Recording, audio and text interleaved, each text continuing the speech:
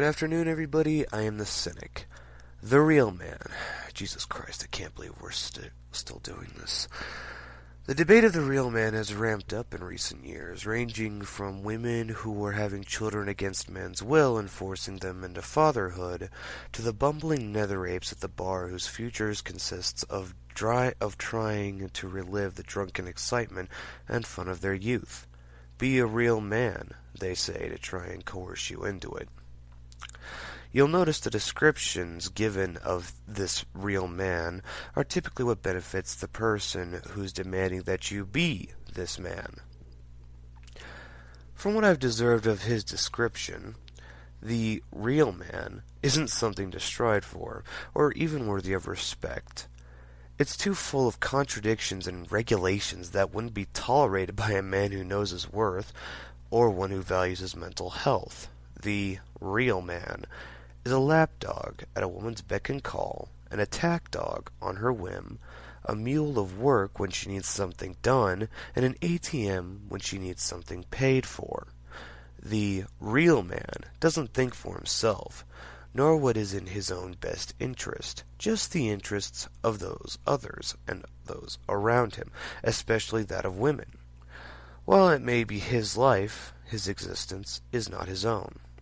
Society has conditioned this man to be ever vigilant and to treat women around him like children, be he a white knight, a pink knight, a mangina, or a hapless AFC, average frustrated chump. He's most always willing to engage another man on behalf of the lady fair, in accordance with societal expectations, but by the same token willing to accept any abuse, verbal, mental, and even physical, in order to accommodate her needs, treating women as equals at their request and lessers on their convenience.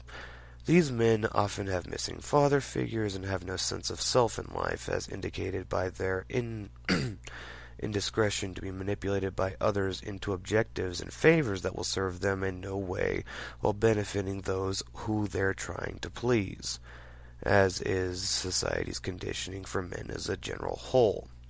They willingly sacrifice any of their own needs and desires to gain approval from both women and their friends, all the while utterly convinced that they are both respected and seen as strong within such circles.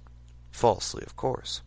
Taking such factors into account, I have no interest in living up to this society's definition of a real man, and show him nothing but pity and disappointment. If anything, I'd rather be a quote-unquote good man. Though the term real man and good man are equally subjective, my interpretation of both are vastly different. I know I'm not speaking in objective terms, but I'm hoping to make these aspects of a good man universal within the MGTOW community, pretentious cunt as I am. Before I go into the good man as I see him, I'll first address how society sees him and why I take exception with it. Firstly, if you paid attention to the media and societal standards, you'd be forgiven for thinking that all a man needs to be good were wealth, power, and good social standing within their circles. This would all be well and good, but the majority of these men are made up of sociopathic bankers, CEOs, politicians, and high-ranking government officials. I may be alone in saying this, but those are the last bits of humanity who come to mind when the word good is used. To me, what constitutes a good man isn't his financial worth, his quantity of sexual partners, nor the size of his estate. After all, these are only material possessions, and with the single mother rate the way it is, even the most angry, incompetent deadbeat can knock up a good 3 or 4 women if he's attractive enough, or as the PUAs call it, alpha enough. A man who holds honor, integrity, respect, loyalty, and most importantly, competence is what I consider a good man, or I consider in a good man. His respect, consideration, and morality are the qualities I judge him by in terms of desired association. His desire to maintain his reputation, avoid stepping on others, and only intervene in matters after hearing both sides of the story are what make him attractive in terms of a friendship. While financially well-off and powerful men have their appeal. Being stuck with a dishonest, unreputable, manipulative lawyer who's rich just doesn't seem as appealing to go fishing with as an honest and respectful trash-collecting man does. Or worse, the real man who has his phone in his lap just waiting to be thrown another batch of orders. The good man has a healthy sense of self, as contrasted by the real man. He refuses to bend his morals and ethics to appease those around him, seeing them as the ones not worth associating with for bad character. The favors they do give are typically reciprocated by those they have chosen to trust and surround themselves with, avoiding those that the man deems unworthy or of ill reputation. While we're at it, it's also worth bringing up two more categories, the decent man and the great man. The decent man, much like the good man, doesn't step on others or manipulate others, but he also doesn't stand up for himself much, and will avoid any and all conflict by subservience, even if the conflict is initiated by another against himself.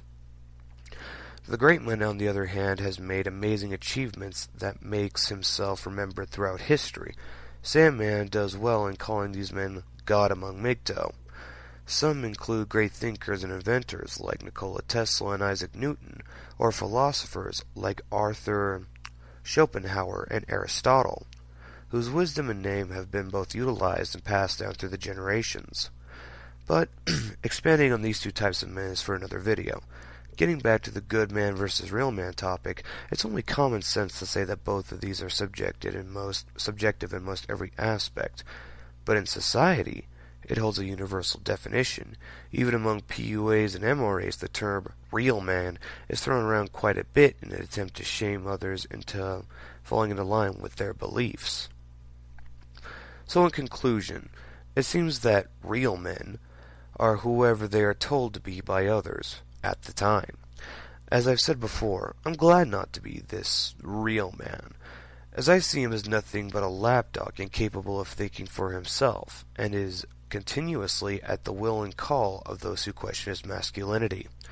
The real man doesn't know who he is and holds little to no ethical code of conduct. Concepts like self-respect and honor are lost on him in favor of approval from those whom he seeks to please. So, whenever I hear somebody says you're not a real man, just remember that said shaming tactic is just a tool of manipulation on part of the accuser. To not be a real man is to not be a lapdog who takes commands from others. To be called not a real man, if anything, is one of the biggest compliments that can be assigned from a manipulator. I am the Cynic, everybody. Have a nice day.